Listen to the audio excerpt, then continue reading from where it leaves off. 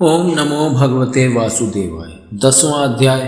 देवताओं द्वारा दधीचि ऋषि की अस्थियों से वज्र निर्माण और वृत्तासुर की सेना पर आक्रमण। श्री सुखदेव जी कहते हैं, परीक्षित, विश्व के जीवन दाता श्री हरि इंद्र को इस प्रकार आदेश देकर देवताओं के सामने वहीं के वहीं अंतर्ध्यान हो गए। अब देवताओं ने उदार शिरोमणि अथर्ववेदी दधीचि ऋषि के पास जाकर भगवान के आज्ञा अनुसार याचना की। देवताओं की याचना सुनकर दधीचि ऋषि को बड़ा आनंद हुआ। उन्होंने हंसकर देवताओं से कहा, देवताओं, आप लोगों को संभवतः यह बात नहीं मालूम है कि मरते समय प्राणियों को बड़ा कष्ट होता है। उन्हें जब तक चेत रहता है बड़ी असह्य पीड़ा सहनी पड़ती है और अंत में वे मूर्छित हो जाते हैं। जो जीव जगत में जीवित रहना चाहते हैं उनके लिए शरीर बहुत ही अनमोल, प्रियतम एवं अभिष्ट वस्तु है। ऐसी स्थिति में स्वयं विष्णु भगवान भी यदि जीव से उसका शरीर मांगे तो कौन उसे देने का साहस करेगा। देवताओं ने कहा, ब्राह्मण, आप जैसे उदार और प्राणियों पर दया करने वाले महापुरुष, जिनके कर्मों की बड़े बड़े यशस्वी महानुभाव भी प्रशंसा करते हैं, प्राणियों की भलाई के लिए कौन सी वस्तु निछावर नहीं कर सकते। भगवान, इसमें संदेह नहीं कि मांगने वाले लोग स्वार्थी होते हैं। उनमें देने वालों की कठिनाई का विचार करने की बुद्धि नहीं होती।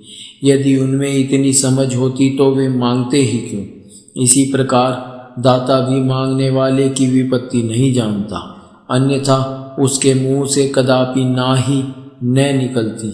इसलिए आप हमारी विपत्ति समझकर हमारी याचना पूर्ण कीजिए। दधीचि ऋषि ने कहा, देवताओं, मैंने आप लोगों के मुंह से धर्म की बात सुनने के लिए ही अपनी मांग के प्रति उपेक्षा दिखलाई थी। यह लीजिए, मैं अपने प्यारे शरीर को आप लोगों के लिए अभी छोड़े देता हूँ, क्योंकि एक दिन यह स्वयं ही मुझे छोड़ने वाला है। देव शिरोमणियों, जो मनुष्य इस विनाशी शरीर से दुखी प्राणियों पर दया करके मुख्यतः धर्म और गौणतः यश का संपादन नहीं करता, वह जड़ पेड़ पौधों से भी गया बीता है। बड़े बड़े महात्माओं ने इस अविनाशी धर्म की उपासना की है। उसका स्वरूप बस इतना ही है कि मनुष्य किसी भी प्राणी के दुख में दुख का अनुभव करे और सुख में सुख का। जगत के धन, जन और शरीर आदि पदार्थ क्षणभंगुर हैं। ये अपने किसी काम नहीं आते, अंत में दूसरों के ही काम आएंगे। ओह, यह कैसी कृपणता है! कितने दुख की बात है कि यह मरण धर्मा मनुष्य इनके द्वारा दूसरों का उपकार नहीं कर लेता। श्री सुखदेव जी कहते हैं, परीक्षित, अथर्ववेदी महर्षि दधीचि ने ऐसा निश्चय करके अपने को परब्रह्म परमात्मा श्री भगवान में लीन करके अपना स्थूल शरीर त्याग दिया। उनके इंद्रिय, प्राण, मन और बुद्धि संयत थे। दृष्टि तत्वमयी थी। उनके सारे बंधन कट चुके थे। अतः जब वे भगवान से अत्यंत युक्त होकर स्थित हो गए, तब उन्हें इस बात का पता ही न चला कि मेरा शरीर छूट गया। भगवान की शक्ति पाकर इंद्र का बल पौरुष उन्नति की सीमा पर पहुंच गया। अब विश्वकर्मा जी ने दधीचि ऋषि की हड्डियों से वज्र बनाकर उन्हें दिया और वे उसे हाथ में लेकर ऐरावत हाथी पर सवार हुए। उनके साथ साथ सभी देवता लोग तैयार हो गए। बड़े बड़े ऋषि मुनि देवराज इंद्र की स्तुति करने लगे। अब उन्होंने त्रिलोकी को हर्षित करते हुए वृत्तासुर का वध करने के लिए उस पर पूरी शक्ति लगाकर धावा बोल दिया। ठीक वैसे ही जैसे भगवान रुद्र क्रोधित होकर स्वयं काल पर ही आक्रमण कर रहे हों। परीक्षित, वृत्तासुर भी दैत्य सेनापतियों की बहुत बड़ी सेना के साथ मोर्चे पर डटा हुआ था। जो वैवस्व मनवंतर इस समय चल रहा है, इसकी पहली चतुर्युगी का त्रेता युग अभी आरंभ ही हुआ था। उसी समय नर्मदा तट पर देवताओं का दैत्यों के साथ यह भयंकर संग्राम हुआ। उस समय देवराज इंद्र हाथ में वज्र लेकर रुद्र, वसु, आदित्य, दोनों अश्विनी कुमार, पितृगण, अग्नि, मरुदगण, ऋभुगण, साध्यगण और विश्वदेव आदि के साथ अपनी कांति से शोभायमान हो रहे थे। वृत्तासुर आदि दैत्य उनको अपने सामने आया देख और भी चिढ़ गए। तब नमूची, शंबर, अनर्वा, द्रिमूर्धा, ऋषभ, अंबर, हैग्रीव, शंकुशिरा, विप्रचीति, अयोमुख, पुलोमा, वृषपर्वा, प्रहेति, हेति, उत्कल, सुमाली, माली आदि हजारों दैत्य, दानव एवं यक्ष राक्षस स्वर्ण के साज सामान से सुसज्जित होकर देवराज इंद्र की सेना को आगे बढ़ने से रोकने लगे। परीक्षित, उस समय देवताओं की सेना स्वयं मृत्यु के लिए भी अजय थी। वे घमंडी असुर सिंहनाद करते हुए बड़ी सावधानी से देवसेना पर प्रहार करने लगे। उन लोगों ने गदा, परिध, बाण, प्रास, मुदगर, तोमर, शूल, फरसे, तलवार, शतघ्नी, तोप, भुशुंडी आदि अस्त्र शस्त्रों की बौछार से देवताओं को सब ओर से ढक दिया।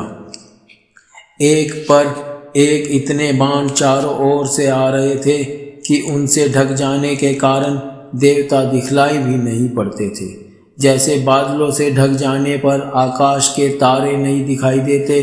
परीक्षित, वह शास्त्रों और अस्त्रों की वर्षा देव सैनिकों को छू तक न सकी। उन्होंने अपने हस्तलाघव से आकाश में ही उनके हजार हजार टुकड़े कर दिए। जब असुरों के अस्त्र शस्त्र समाप्त हो गए तब वे देवताओं की सेना पर पर्वतों के शिखर, वृक्ष और पत्थर बरसाने लगे, परंतु देवताओं ने उन्हें पहले ही की भांति काट गिराया। परीक्षित, जब वृत्तासुर के अनुयायी असुरों ने देखा कि उनके असंख्य अस्त्र शस्त्र भी देव सेना का कुछ न बिगाड़ सके, यहाँ तक कि वृक्षों, चट्टानों और पहाड़ों के बड़े बड़े शिखरों से भी उनके शरीर पर खरोंच तक नहीं आई, सबके सब सकुशल हैं, तब तो वे बहुत डर गए। दैत्य लोग देवताओं को पराजित करने के लिए जो जो प्रयत्न करते वे सब के सब निष्फल हो जाते। ठीक वैसे ही जैसे भगवान श्री कृष्ण के द्वारा सुरक्षित भक्तों पर शूद्र मनुष्यों के कठोर और अमंगलमय दुर्वचनों का कोई प्रभाव नहीं पड़ता। भगवद विमुख असुर अपना प्रयत्न व्यर्थ देखकर उत्साह रहित हो गए। उनका वीरता का घमंड जाता रहा। अब वे अपने सरदार वृत्तासुर को युद्ध भूमि में ही छोड़कर भाग खड़े हुए, क्योंकि देवताओं ने उनका सारा बल पौरुष छीन लिया था।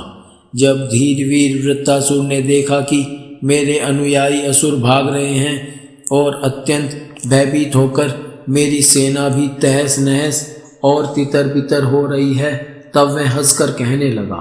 वीर शिरोमणि वृत्तासुर ने समयानुसार वीरोचित वाणी से विप्रचीति, नमूची, पुलोमा, मैं, अनर्वा, शंबर आदि दैत्यों को संबोधित करके कहा, असुरों, भागो मत, मेरी एक बात सुन लो। इसमें संदेह नहीं कि जो पैदा हुआ है उसे एक न एक दिन अवश्य मरना पड़ेगा। इस जगत में विधाता ने मृत्यु से बचने का कोई उपाय नहीं बताया है। ऐसी स्थिति में यदि मृत्यु के द्वारा स्वर्ग आदि लोक और सुयश भी मिल रहा हो तो ऐसा कौन बुद्धिमान है जो उस उत्तम मृत्यु को न अपनाएगा। संसार में दो प्रकार की मृत्यु परम दुर्लभ और श्रेष्ठ मानी गई हैं।